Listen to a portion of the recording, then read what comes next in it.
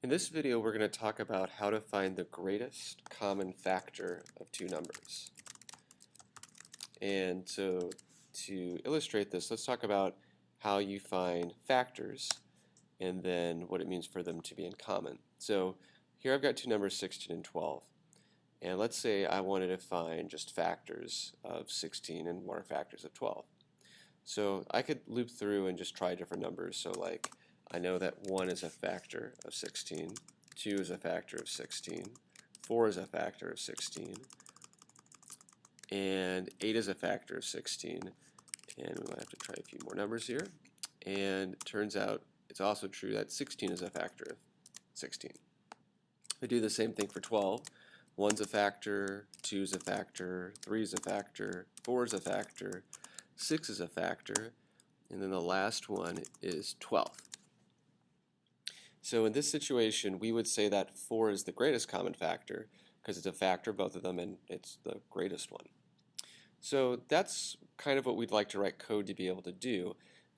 Some things that we want to talk about in terms of finding greatest common factors is that I didn't really need to go all the way out to 16 for this because all these numbers here are greater than 12, which means there's no way they could be there's no way they could be a factor of 12. So our options really are limited to the smaller of the two numbers we're looking for the greatest common factor from.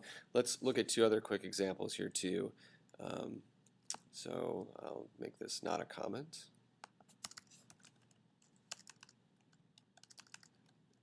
And I'll make up here a comment now.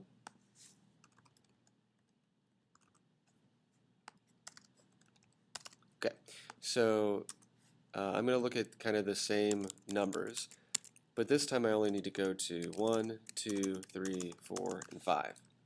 And I'm just going to find what I think the greatest common factor is. So 1's a factor, and 5 is a factor of 5, and that's it. For 10, 1's a factor, 5's a factor, and 5 is clearly the greatest common factor. So here we can see that one of the numbers is actually part of the greatest common factor.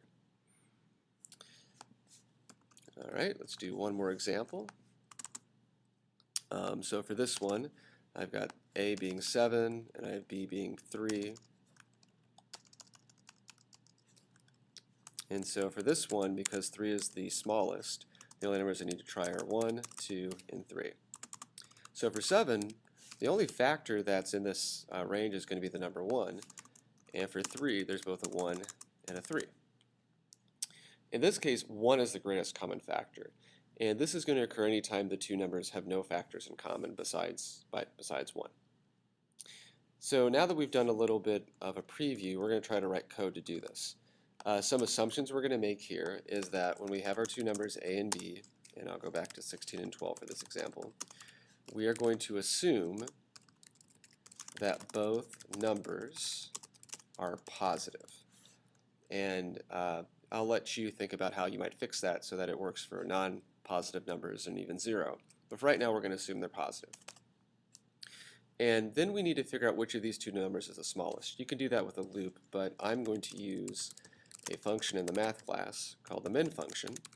And if you put in two values, it'll tell you the smaller value. So between 12 and 16, this will make smaller 12. Following our strategy above, it looks like we need a loop. So I'm going to make a loop that starts at 1, the first possible factor, and goes up to including the smaller number, going up by ones. And what our algorithm needs to do is it needs to determine if any of these i's that are between 1 and smaller divide into both a and b evenly. And so the way that we commonly do that is we write an if case and we ask, is a %i equal to 0? Which is asking, if you divide the number I into the variable a, do you get a 0 remainder, or is I a factor of a? So if that's true and b%i is equal to 0, then we can be assured that I is a factor of both. So I'm going to make a variable called GCF, which I'll assume is 1 to start. And in this if case, I have found an I that is both a factor of a and b, so that means my GCF variable can be set to be I.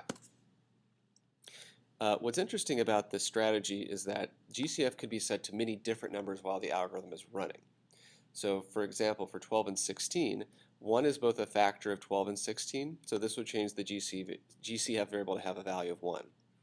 But then when I goes to 2, 2 is also a factor of both a and b. So this will then update the GCF variable to only have the value 2.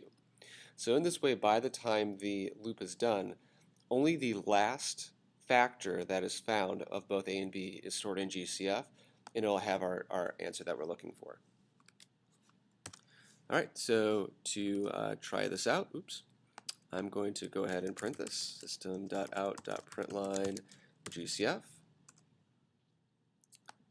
And I feel like I have an extra curly brace somewhere, I don't know why. Oh, that's because I'm in the for loop, that's why. Do this after the for loop. And we'll see what it says. So I'm going to run it. And maybe it's going to run. Survey says 4. Great. That is the GCF. Let me try a different pair. Let's try, my other example, 5 and 10. And now it says it's 5. And if I do 7 and 3, it'll say it's 1. So we have a little section of code here that will find the greatest common factor of two positive numbers.